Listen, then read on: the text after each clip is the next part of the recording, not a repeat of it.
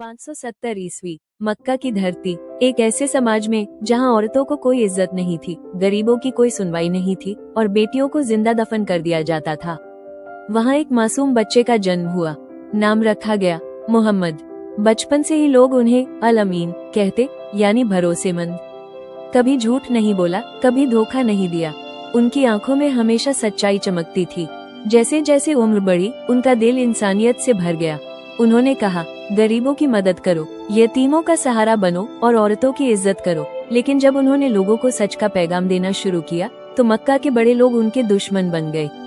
कभी पत्थर मारे गए, कभी गालियां दी गई, कभी घर से निकाल दिया गया।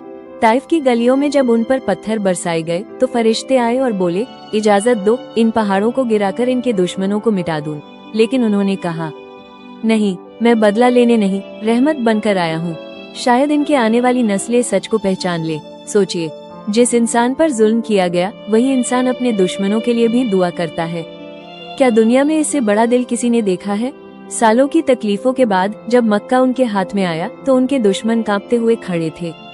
वो जानते थे आज उनका हिसाब होगा।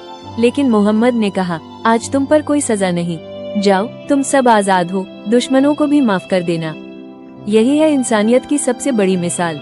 उन्होंने औरतों को इज्जत दी, बेटियों को जन्नत की कुंजी बताया। कहा, जिसने अपनी बेटियों की परवरिश की उसके लिए जन्नत है। उन्होंने अमीरी गरीबी, ऊंच नीच, काले गोरे सबका फर्क मिटा दिया। कहा, सब इंसान बराबर हैं। अल्लाह की नजर में सबसे बड़ा वही है जो सबसे ज्यादा नेक है।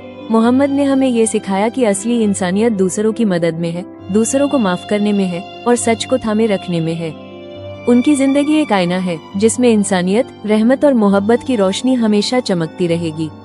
यही वजह है कि कहा जाता है, दुनिया का सबसे अच्छा इंसान हजरत मोहम्मद है।